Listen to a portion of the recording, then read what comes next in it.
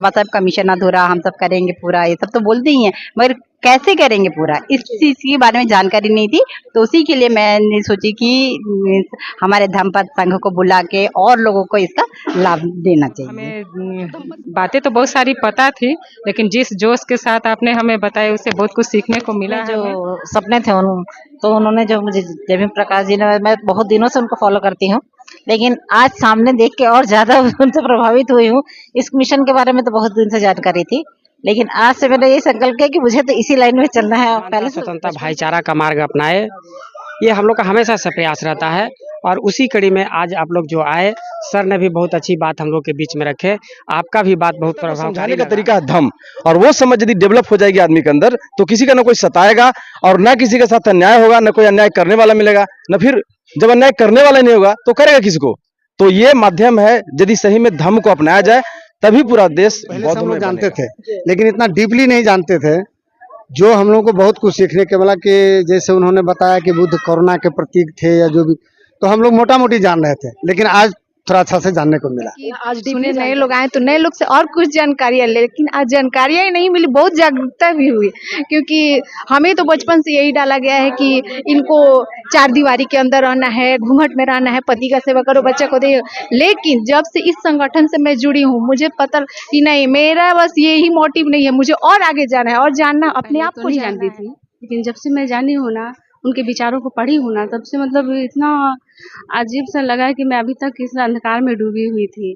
जब से जानकारी हुआ है तब से मेरे पूरे परिवार में, मेरे घर नाते रिश्तेदारी में, सब जगह मैं बोली हूँ, सबको जागरूक करना शुरू की हूँ।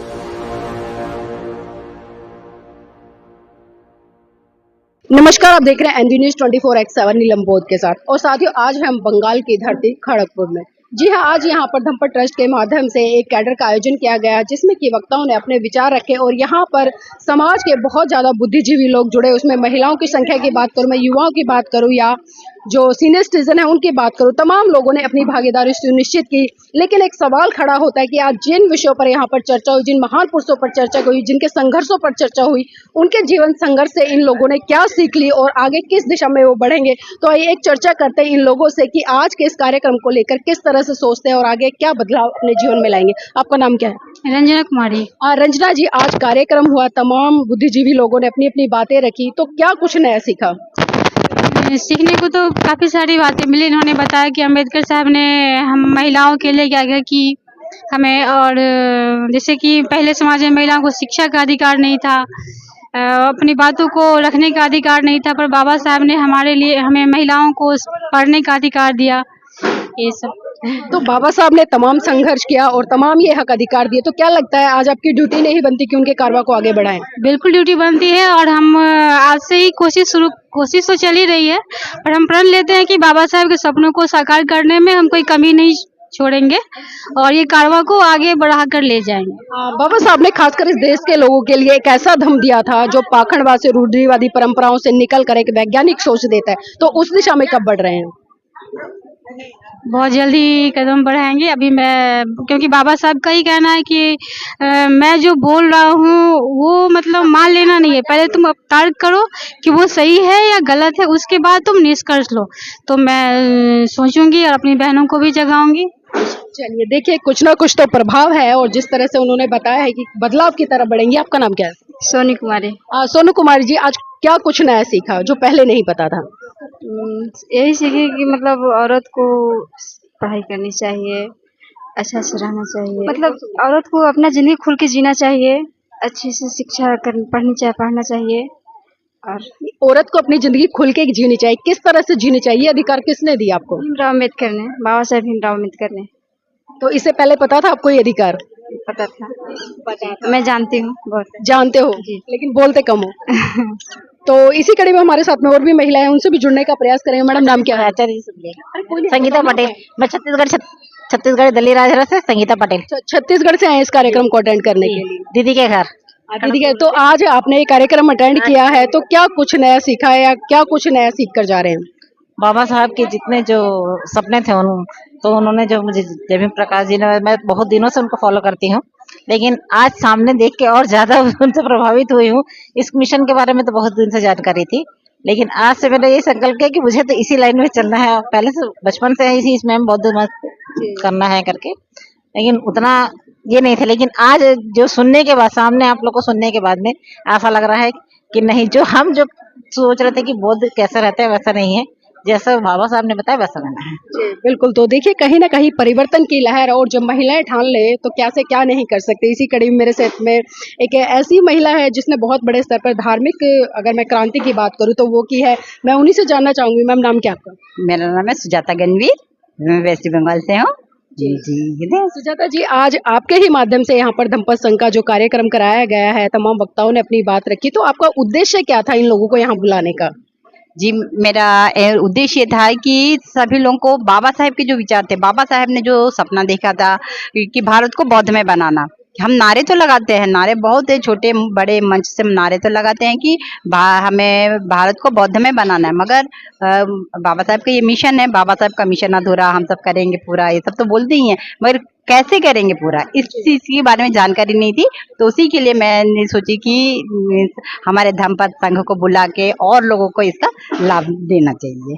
तो धम्पत संघ के माध्यम से आज क्या ऐसी बातें की गई जिससे आपको ये लगा हो, या यहाँ के लोगों को ये लगा हो कि जो बाबा साहब के 2 सपने थे उसकी तरफ आगे बढ़ा जा सकता है? जी, धम्पत संघ के माध्यम से ये कि हमारी संस्कृति क्या है, इस बारे में हमें ज्यादा जानकारी हुई कि जो हम अंधविश्वासी रूढ़िवादी है इसमें जो गुथे हुए हैं, तो इससे बाहर निकल के हमें हमारे जो महापुरुषों ने, महानायकों ने जो बताया है कि धम्म में कैसे हमें पालन करना और कैसे इसको आगे बढ़ाना है। जी चलिए, देखिए उन्होंने जो बताया है वास्तव में बहुत ही सराहनीय, और जिस तरह से लोग लगातार तमाम अपने अपने माध्यम से काम करें तो वास्तव में साधुवाद के पात्र। कुछ और महिलाएं उनसे भी जुड़ेंगे। आपका नाम क्या है? मेरा नाम सुनीता कुमारी हुआ।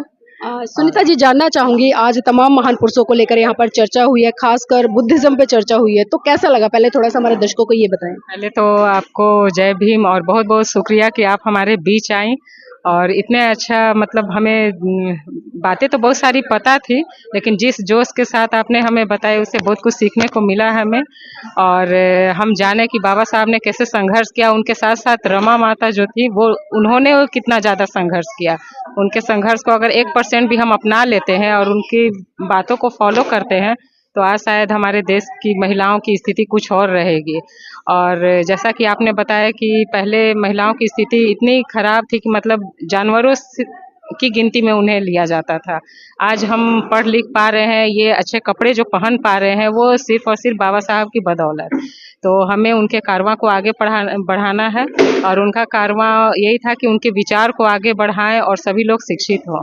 और मेरी कोशिश रहेगी कि इस कारवां को हम लोग आगे लेकर चलें और अपने दोस्तों, अपने आसपास की जो महिलाएं हैं उनको इससे अवगत कराएं और उन्हें मतलब शिक्षित होने के लिए मतलब उनको प्रेरित करें। और बाबा साहब को, कम से कम हर महिला सिर्फ बाबा साहब को पढ़ लेंगी तो वो समझ जाएंगे कि हमारे लिए क्या सही और गलत है। आज अगर हम भारत देश की बात करें तो हम जब महिलाओं को लेकर चर्चा करते हैं, महिलाओं से सवाल करते हैं, हम देखते हैं कि महिलाओं ने बाबा साहब के द्वारा जो अधिकार दिए उनका तो उपभोग बड़े अच्छे तरीके से कर रही है, लेकिन जब कर्तव्य की बात आती है, उनके प्रति कृतज्ञता व्यक्त करने की बात आती है, उस कर्तव्य को आगे बढ़ाने की बात आती है, जिस कर्तव्य को बाबा साहब ने पूरा करके इस देश की महिलाओं को एक आजादी दी, तो वहां पर महिलाएं क्यों चूक करती नजर आती है? खासकर जब बात करते हैं कि हिंदू धर्म में ना रहकर वो बुद्धिज्म की तरफ बढ़े, तो आज भी महिलाएं वहां क्यों चुपकी पड़ी? क्या कारण है? डरती हैं क्या वहाँ? हाँ, कहीं ना कहीं डर है वो समाज का, और कहीं ना कहीं महिलाओं को एक्चुअली पता ही नहीं है। वो बाबा साहब के अधिकारों को, जो दिए हुए अधिकार है, उनका उपयोग तो कर रही हैं, लेकिन वो उनकी पुस्तकों को, उनके द्वारा लिखे हुए विचारों को पढ़ ही नहीं है कि आखिर बाबा साहब का मोटिव था क्या। तो इसलिए वो उस चीज को समझ ही नहीं पा रही है कि हमारे लिए सही क्या है। अगर वो पढ़ लेंगी तो वो मतलब ये समझ जाएंगी कि हम जो मंदिर जा रहे हैं, हम जो ये सारा कर्मकांड जो कर रहे हैं वो कितना गलत है, वो हमें कैसे मानसिक रूप से गुलाम बना रहा है, और हम आने वाली जनरेशन को कैसे गुलाम बना रहे हैं। क्योंकि एक महिला जब शिक्षित होगी कि तो पूरा परिवार शिक्षित होगा, और पूरा परिवार वो पूरे समाज को शिक्षित कर पाएंगे।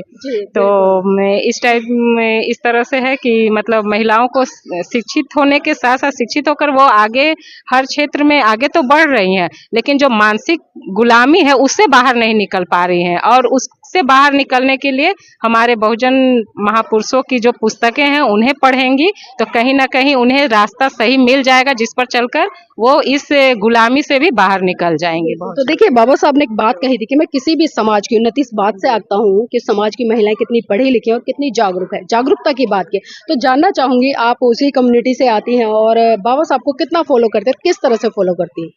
जी, मैं बाबा साहब को तो पहले तो नहीं जानती थी, लेकिन जब से मैं जानी हूँ ना, उनके विचारों को पढ़ी हूँ ना, तब से मतलब इतना अजीब सा लगा है कि मैं अभी तक इस अंधकार में डूबी हुई थी। जब से जानकारी हुआ है तब से मेरे पूरे परिवार में, मेरे घर नाते रिश्तेदारी में सब जगह मैं बोली हूँ, सबको जागरूक करना शुरू की हूँ और तब से मतलब बहुत अच्छा लग रहा है सब जानकारी के अगर।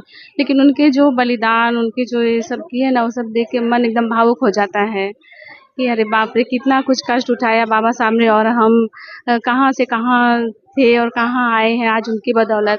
फिर भी हमारी महिला अगर कुछ नहीं समझती हैं तो ये सब जान के बहुत दुख भी लगता है। फिर भी सोचते हैं कि चलो ठीक है, दुख लगता है लेकिन उनको समझदारी नहीं है करके, इसलिए वो लोग ऐसा कर रही हैं। अगर समझदारी आ जाएगा तो अच्छी बात है, थोड़ा समझ जाएगी। बाबा साहब ने 1935 में एक घोषणा की थी कि मैं हिंदू धर्म में पैदा हुआ, ये मेरे बस की बात नहीं थी, लेकिन मैं हिंदू धर्म में मरूंगा नहीं। और ठीक 21 साल बाद 1956 में 14 अक्टूबर को बाबा साहब बौद्ध धर्म की दीक्षा लेते। तो जानना चाहूंगी, अभी आप हिंदू हैं या बाबा साहब की बात को मानते हुए बुद्ध की विचारधारा पर चलने लगी हैं? बुद्ध की विचारधारा पे चलने लगी हूँ, हम बौद्धिस्ट में कन्वर्ट हो गए हैं। कन्वर्ट हो गए हो, लेकिन हाँ, हमारे प्रतीकों के तौर पे बात करूँ, आपकी मांग भी भरी हुई है, हाथों में चूड़ियां भी है और बिच्छू भी है, पंजेब भी है जी। एक्चुअली मेरे सास और मेरी माँ है जो ना, वो बोलती है शादी का टाइम पे, मेरा शादी तो हिंदू रीति रिवाज से हुआ था, उस टाइम पे बोला गया कि नहीं बिछुआ पैर का नहीं उतारना है, मांग खाली नहीं करना है, तो और सब तो कर दिया लेकिन समझाया नहीं आपने, समझाया नहीं उनको कि भाई ये सभी गुलामी का प्रतीक है। माँ को नहीं समझा पा रहे हैं। बाकी मेरे पति बोलते हैं कि ऐसा मत करो, ये सब नहीं लगाना ठीक है, सिंदूर मत लगाओ, बिछिया नहीं पहनो, इसमें तो केमिकल मिला हुआ है, तुम एक दिन धीरे धीरे करके तुम पगला जाओगी, दिमाग कम हो जाएगा। हाँ मतलब पता है फिर भी कर रहे हो? फिर भी कर रहे हैं। एक्चुअली थोड़ा मन में जो है ना, थोड़ा बहुत तो डर एक तो बसा हुआ है, जो जैसे कि मेरा सास को लेके, माँ को लेके बचपन से बोला गया है ना कि जो सिंदूर एक बार माथा में लग जाए तो मिटना नहीं चाहिए मरते दम तक, तो वो है एक तो। पुरुषों को क्यों नहीं लगाते सिंदूर? शादी भी तो उनकी होती है ना भाई, जो हम समानता की बात करें, परिवर्तन की बात करें, तो वहाँ भी होना चाहिए ना। तो नियम हम महिलाओं के प्रति ही फॉलो किया गया है ना, हमें ही फॉलो करना है सब कुछ। तो देखिए कहीं ना कहीं जो कह रहे हैं भाई, थोड़ा जो घर में बड़े बुजुर्ग है, माता है, सास है, उनका कहीं ना कहीं एक डर भी है, और जिस संस्कृति को फॉलो करते आ रहे हैं, परिवार में और लोग मना नहीं करते, लेकिन कहीं ना कहीं बड़े बुजुर्गों का एक प्रेशर है, उसके तहत करते हैं। लेकिन कहते हैं कि गलत चीजें जितना जल्दी छोड़ दो, जितना जल्दी से छुटकारा पालो, उतना ही अच्छा होगा। आपका नाम क्या है? सरिता कुमारी। सरिता जी, ये बताइए, आज तक्षशिला बुद्ध विहार में आप आए हैं, तो किस लिए आए थे? जी, आज तो आने का जो मोटिव था यही था कि सुने नए लोग आए तो नए लोग से और कुछ जानकारियाँ ले, लेकिन आज जानकारियाँ ही नहीं मिली, बहुत जागरूकता भी हुई, क्योंकि हमें तो बचपन से यही डाला गया है कि इनको चार दीवारी के अंदर रहना है, घूंघट में रहना है, पति का सेवा करो, बच्चा को दे। लेकिन जब से इस संगठन से मैं जुड़ी हूँ, मुझे पता कि नहीं, मेरा बस यही मोटिव नहीं है, मुझे और आगे जाना है और जानना, अपने आप को जानना है, मेरे बारे में जो ये महान पुरुष जिनके बारे में तो हम महिला ही सबसे ज्यादा उनकी कहिए तो उनके मतलब चरण स्पर्श करके उनको धन्यवाद बोले या आत्मा से जो भी हो धन्यवाद बोले, वही हमारे कर्ता धर्ता ये है। लेकिन यहाँ आने के बाद वो चीज़ हमको यहाँ आने के बाद जानी, इस संगठन से जुड़ने के बाद जानकारी में, क्योंकि ना ही हमारे माता पिता ने, ना ही हमारे समाज ने ये हमको बताया था कि आपको क्या करना है, आपको क्या जानकारी है। हमें तो यही जानकारी रहे, बच्चा पास बोलो, पोसो पालो, सेवा करो, पति का सास का ये करो वो करो। लेकिन यहाँ आने के बाद कि हम क्या है, हमको आगे क्या करना है, अपने बच्चों को क्या और सिखाना है। अगल बगल की जो समाज औरतें हैं, थोड़ा बहुत हम पढ़े, हो सकता है उससे उनको कम नॉलेज हो, हमें उनको और बताना है कि हमें क्या करना चाहिए, क्या नहीं करना चाहिए। और मैं कोशिश ज़्यादा करूँगी और से और ज़्यादा कोशिश करूँगी कि जो हमारे महापुरुष हैं लोग, जो हमसे ज़्यादा जानकार हमारी महिला हैं, हमारे टीचर हैं, गुरु हैं, जो भी हैं, उनसे हम सीखें और अपने से छोटे अपने बच्चों को, आने वाली पीढ़ी को ये बताएं कि यही नहीं है मूर्ति पूजा, तो सबसे हमको मूर्ति पूजा का खंडित करना है। चलिए ठीक है। देखिए यहाँ पर आए हैं, बता रहे हैं कि बहुत कुछ नया सीखा है, जानकारी पहले भी थी लेकिन यहाँ पर आकर बहुत बड़े स्तर पर बदलाव। यहाँ पर कुछ और लोग भी हैं, उनसे भी जुड़ने का प्रयास करें, क्योंकि अभी हमने महिलाओं से चर्चा किया, पुरुषों से जान लेते हैं। सर, नाम क्या है? दिलीप कुमार। दिलीप कुमार जी, आज यहाँ पर एक कार्यक्रम रखा गया है, तो जानना चाहूंगी, तक्षशिला बुद्ध विहार में कार्यक्रम रखा है, तो क्या कुछ नया सीखा है? नया सीखा है हम लोग, जो शुरू में जो साहब बता रहे थे उसमें हम लोगों को बुद्ध के बारे में या उनके विचारधारा के बारे में पहले से हम लोग जानते थे, लेकिन इतना डीपली नहीं जानते थे। जो हम लोगों को बहुत कुछ सीखने के मिला कि जैसे उन्होंने बताया कि बुद्ध करुणा के प्रतीक थे या जो भी, तो हम लोग मोटा मोटी जान रहे थे, लेकिन आज थोड़ा अच्छा से जानने को मिला, आज डीपली जानकारी हुई है। हैं तो इस दिशा में सर किस तरफ बढ़ेंगे, आगे इस कारवा को आगे लेके चलेंगे या सुना है यहीं सुन के छोड़ देंगे? नहीं, देखिए हम लोग इस कारवां को लेकर के बढ़ रहे हैं। हम वामसेप से जुड़े हुए हैं और ये बौद्ध विहार से हम लोग कम से कम 3 साल से सक्रिय रूप से जुड़े हुए हैं। हम बुद्ध को नहीं अपनाए, मैंने बुद्ध धर्म को नहीं अपनाए हैं, लेकिन लगभग सारे कार्यक्रम में हम लोग शामिल होते हैं और बढ़ चढ़ करके हिस्सा लेते हैं, हम पूरे टीम के साथ। और हमारी वाइफ जो है वो आती है, सब लोग मिल करके, और सारे हमारे साथी हैं, सब परिवार लेके आते हैं। हर कार्यक्रम में हम लोग, ये लोग बहुत दिन से हम लोग को जानते हैं, हर कार्यक्रम में हम लोग बढ़ चढ़ के हिस्सा लेते हैं। और हम लोगों का यही है, चेतना, विचारधारा का प्रचार प्रसार। जो हमारा समस्या है, जो बात ने आपने बताया कि हिंदू धर्म के अंदर क्या पाखंड है, क्या अंधविश्वास है, उससे दूर होने का हम लोग कार्यक्रम चला चुके हैं। टाइम थोड़ा सा कम मिलता है, लेकिन जितना ही टाइम मिलता है कोशिश करते हैं, लगभग डेली कुछ न कुछ कार्यक्रम हम लोग कर रहे हैं और इसके आगे बढ़ रहा है। जी, बहुत बहुत साधुवाद सर हमारे साथ जुड़ने के लिए। इसी कड़ी मेरे साथ में भाई साहब जानना चाहूंगी, धर्म की किसी भी व्यक्ति के जीवन में क्या भूमिका होती है? देखिए, एक्चुअल में हमारे पास एक अंतर्द्वंद है, वो ये है कि हमारे सोसाइटी में जितने भी लोग समाज को अपलिफ्ट करने का बात करते हैं, कहीं न कहीं उनसे, जैसे कि भाई साहब ने बताया कि हमारे बीच इतने सारे संगठन हैं, तो आखिर हम किसके साथ जाएं, एक अंतर्द्वंद चलता है। इसी बीच में कोई ना कोई जो अच्छा लगता है, बेटर लगता है, कोई भी बेटर, अपने लिए बेटर रास्ता चुनता है, उसको हम अपनाते हैं, लेकिन बाद में जाने के बाद पता चलता है कि इसका भी रास्ता वहीं जाके मिल रहा था। तो इससे एक जो द्वंद हमारे बीच में आता है, हम लोगों का मन में आता है, उससे निकलने का सही तरीका तो धम्म ही है। क्योंकि इन्होंने जो कॉन्सेप्ट दिया कि आखिर ये जब किसी को कोई मारता है या किसी को प्रताड़ित किया जाता है, तो वास्तव में वो करता नहीं है, उसको करने के पीछे एक तंत्र काम करना, तंत्र पूरा सिस्टम काम कर रहा है। हमारे पास भी एक ऐसा सिस्टम हो, एक ऐसा सिस्टम डेवलप किया जाए जिसके तहत हमारा सोसाइटी काम करे, और तब किसी को सामने वाले को समझाने की जरूरत नहीं पड़ेगी। वो सिस्टम के अंदर जब आएगा तो सामने वाले के अंदर खुद समझ होगी और वही समझेगा। बेशक वो धर्म को नहीं मानेगा, लेकिन उस सिस्टम से यदि अवगत होगा और बुद्धि के ऐसे विचार हैं जिसमें किसी तरह कोई हिंसा नहीं है, किसी के साथ द्वेष नहीं है, मन की जो खुद की शांति है, अपने हम आदमी हैं, इस आदमीयता को समझाने का तरीका है धम्म। और वो समझ यदि डेवलप हो जाएगी आदमी के अंदर, तो किसी का ना कोई सताएगा और ना किसी के साथ अन्याय होगा, ना कोई अन्याय करने वाला मिलेगा, ना फिर जब अन्याय करने वाला नहीं होगा तो करेगा किसको। तो ये माध्यम है, यदि सही में धम्म को अपनाया जाए तभी पूरा देश बौद्धमय बनेगा।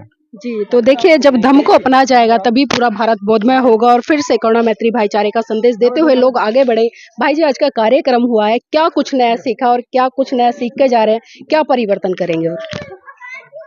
सबसे पहले तो आप दोनों को बहुत बहुत धन्यवाद देना चाहेंगे। हम लोग और हमारा यहाँ का टीम जो है, हमेशा कोशिश करते रहे हैं कि लोगों में जागरूकता बढ़े और लोग समानता, स्वतंत्रता, भाईचारा का मार्ग अपनाए। ये हम लोग का हमेशा से प्रयास रहता है और उसी कड़ी में आज आप लोग जो आए, सर ने भी बहुत अच्छी बात हम लोग के बीच में रखे। आपका भी बात बहुत प्रभावकारी लगा और उम्मीद करते हैं कि आज जितने भी श्रोता थे सुन करके जाएंगे, वो अमल में ज़रूर करेंगे, उनसे उनका ज़रूर परिवर्तन होगा, ज़रूर उत्थान होगा। तो मैं इतना ही कहना चाहूँगा। आप लोग आए इसके लिए बहुत बहुत धन्यवाद।